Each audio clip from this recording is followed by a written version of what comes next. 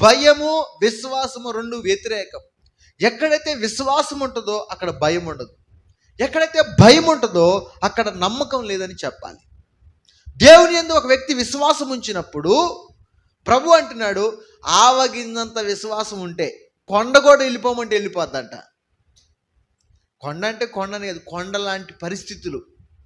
కొండని నెడితే కదిలిద్దా? ఈ చిన్న రాయి అంటే నెడితే కొండ కదిలిద్దా? కానీ విశ్వాసం ఉంటే కదలని తీరని అసాధ్యమైనవి కూడా జరుగుతాయట. మీకు అసాధ్యమైనది ఉండనే ఉండదు అన్నాడు. దేన్ని బట్టి? విశ్వాసమును బట్టి. విశ్వాసం ఉంచాలి, నమ్మకం ఉంచాలి. నువ్వు ప్రార్థన చేస్తున్నప్పుడు, ప్రార్థన చేయనప్పుడల్లా అడిగిన వాటినెల్లా పొంది ఉన్నామని నమ్ముడి అని ఉంది వాక్యం. ఏం చేయాలంట? మనం దేవుని ఏదైతే అడిగామో, ఈరోజు నేను దేవుని అడిగాను కనుక దేవుడు నా ప్రార్థన విన్నాడు, నా ప్రార్థన దేవుడు సఫలపరుస్తాడు. హల్లెలూయా. నమ్మాలి. నువ్వు ఈరోజు దేవుని సన్నిధిలో ఏమైతే ప్రార్థన చేస్తావు, ఏ సమస్య కోసం ప్రార్థన చేస్తున్నావో, ఒక అనారోగ్యం కోసం ప్రార్థన చేస్తున్నావా, ఒక ఉద్యోగం కొరకు ప్రార్థన చేస్తున్నావా, లేకపోతే నీ పిల్లల వివాహం కొరకు ప్రార్థన చేస్తున్నావా, నీ అప్పులు తీరాలని ప్రార్థన చేస్తున్నావా, లేకపోతే దేవుడిని దీవించాలని ప్రార్థన చేస్తున్నావా, నీ బిడ్డల రక్షణ కొరకు ప్రార్థన చేస్తున్నావా, నీ భర్తలో మార్పు కొరకు ప్రార్థన చేస్తున్నావా? నువ్వు ప్రార్థించినవాక ఏం నమ్మాలంటే, నేను ప్రార్థిస్తున్నాను కనుక దేవుడు నాకు తప్పక జవాబిస్తాడు. హల్లెలూయా. నా ప్రార్థన దేవుడు తప్పక వింటాడు, ప్రతిఫలం వస్తుంది. ఖచ్చితంగా నా ప్రార్థన యొక్క ఫలం నేను చూస్తానని ఒక నమ్మకం కావాలి. ఒక ఆయన జార్జి ముల్లర్ ఆయన పేరు. ఆయన ఒక యవనస్తుడిగా ఉంటూ ఒక త్రాగుబోతుగా నానా రకాలైన వ్యసనాలతో బ్రతుకుతున్నాడట.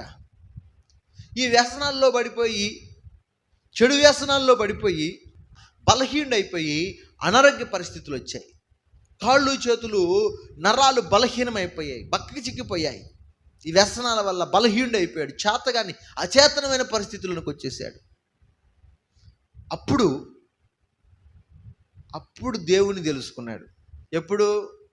బలమంతా పోయాక, డబ్బంతా పోయాక, దేవుని బిడ్డలారా ఆయుష్ అంతా అరిగిపోయినాక, ఏంది జుట్టు అంతా తెల్లబడ్డాక, ఎముకల్లో గుజ్జంతా పోయాక అప్పుడు దేవుని దగ్గరికి వచ్చాడంట.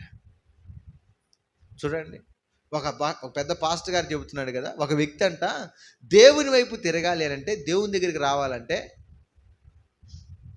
డబ్బు అన్నా పోవాలంట, జబ్బు అన్నా రావాలంట. ఇది డబ్బు అన్నా పోవాలా, డబ్బులన్నీ పోయంటే వస్తారంట, లేకపోతే జబ్బు అన్నా రావాలంట. ఇవన్నీ కాదంటే ఏదో శిక్ష అన్నా పడాలంట, జైలు శిక్ష, మరణ శిక్ష, ఏదో శిక్ష పడితే అప్పుడు దేవుడి దగ్గరికి వస్తారంట. కానీ దేవుడు ఎంత కరుణమయుడండి, ఆ స్థితిలో వచ్చిన ఆయన నెట్టివేయడు. హల్లెలూయా.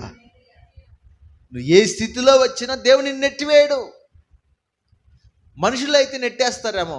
ఏ స్థితిలో వచ్చినా, ఏ నిస్సహాయ స్థితిలో వచ్చినా, దేవుని పిల్లరా అన్నీ పోగొట్టుకొని వచ్చినా దేవుడు నిన్ను చేరదీస్తాడు, బలపరుస్తాడు. ఎందుకంటే ఇకనైనా దేవుని కొరకు బ్రతుకుతావని, ఇకనైనా నువ్వు దేవుని ప్రేమిస్తావని, ఇకనైనా దేవుని కొరకు సాక్షిగా బ్రతుకుతావని మరొక అవకాశాన్ని ఇస్తాడు దేవుడు.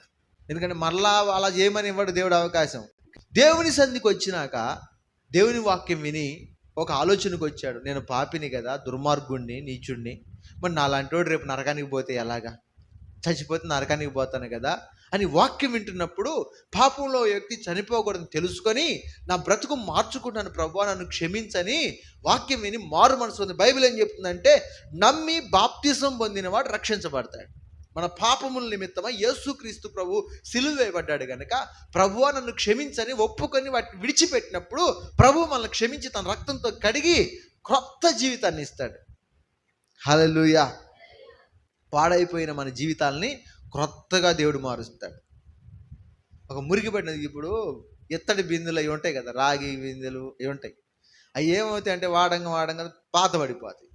వాటిని ఏం చేస్తారంటే, అది తీసుకుంటారు, అది చింతపండు వేసి పండగ వచ్చినప్పుడు, పండగలు వస్తాయి కదండి, అవన్నీ సామాన్ని బయటేసి వాటికి ఆ ఇత్తడి బిందెలు లేకపోతే అవి ఉంటాయి కదా, చెంబులు ఎత్తడివి రాగివి, వాటికి ఆ చింతపండు పులిసేసి రుద్ది కడిగితే కొత్తగా తళ్ళ మెరిసిపోతాయి. అవునా కదా? అలా చేస్తాడు యేసయ్య మన జీవితాన్ని. పాడైపోయి, మురిగిపట్టిపోయి, క్షీణించిపోయి, దేవుని ఇరిగిపోయి, నలిగిపోయిన మన జీవితాలంట శుభ్రంగా దోమి మళ్ళా క్రీస్తునందు క్రొత్త సృష్టి. ఎవడైనా క్రీస్తు యేసునందున్న ఎడల వాడు నూతన సృష్టి, పాతవి గతించిపోతాయి. హల్లెలూయా. అందుకని ఆయన రక్షణ పొంది బాప్తిజం తీసుకున్నాడు. ప్రభు ఆయన క్షమించాడు. కృపగల దేవుడు గనక క్షమించాడు కానీ ఆ రోగం అయితే అంతే ఉంది. క్షమించాడు కానీ రోగం పోలా, బలహీనత పోలా. ప్రార్థనకి వెళ్తున్నాడు, వాక్యం చదువుకుంటున్నాడు, మొదట ఆత్మరక్షణ సంపాదించుకున్నాడు.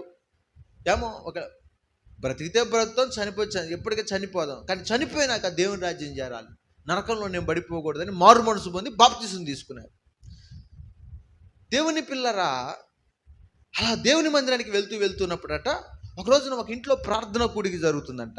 ఆ ప్రార్థన కూడికిలో ఒక పాస్టర్ గారు వాక్యం చెప్తున్నాడు. ఏమని? మీరు ప్రార్థన చేయనప్పుడు అడిగిన వాటి నెలను పొంది ఉన్నామని నమ్ముడి, అప్పుడు అవి మీకు అనుగ్రహించబడతాయి. పొంది ఉన్నామని నమ్మండి అని వాక్యం చెప్తా ఉంటే ఆ వాక్యం ఆయన హృదయానికి తాకిందంట. నేను ఇన్ని రోజు నుంచి ప్రార్థన చేస్తున్నా, ఏసయ్యా స్వస్థపరచయ్యా, నా బలహీన తీసేయ్యా, నేను నమ్ముకున్నానయ్యా అంటున్నాను, కానీ నేను బతుకుతానో లేదో, ఈ రోగం బాగా అయిద్దంటావా, నమ్మట్లా నేను. కానీ వాక్యం చెప్తుంది, నమ్మమని చెప్తుంది కదా. నేను ఈరోజు నుంచి నమ్ముతున్నా ప్రభువా. ఎందుకని అతనిలో ఒక బలమైన ఆశ, ఒక విశ్వాసం. దేవుడు ఎందుకు తనలో కలుగుతుంది?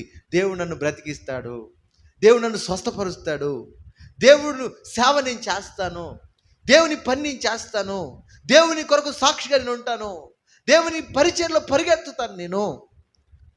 అలా తనలో ఒక విశ్వాసం, ఆయన విశ్వాసం కన్నులతో చూస్తున్నాడంట. అలాగా ఎలా చూస్తున్నాడు? ఎండిపోయి రోగిష్ఠుడై మరణమే దగ్గుతూ దేవుని బిడ్డరా మంచమే పడి క్షీణించిపోయే చోట్ల ఆ బలహీన స్థితిలో కూడా ఏం చూస్తున్నాడంటే బలంగా ఉండి దేవుని కొరకు సాక్షిగా వాడబడుతూ దేవుని పని చేస్తాను చూస్తున్నాడు, నమ్ముతున్నాడంట విశ్వాసముతో. అద్భుతం ఏంటంటే ఆ నమ్మకము, విశ్వాసాన్ని బట్టి దేవుడు ఆయన్ని జ్ఞాపకం చేసుకున్నాడు. అద్భుతంగా దేవుడు స్వస్థపరిచాడు. హల్లెలూయా. నమ్మకం వల్ల.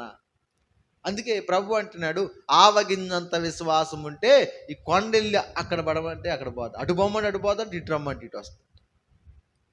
విశ్వాసం ఉండాలి, అపనమ్మకం ఉండకూడదు, అవిశ్వాసం ఉండకూడదు. దేవుని పిల్లరా, నువ్వు ప్రార్థించేటప్పుడు విశ్వాసం ఉండాలి. ఏమన్నా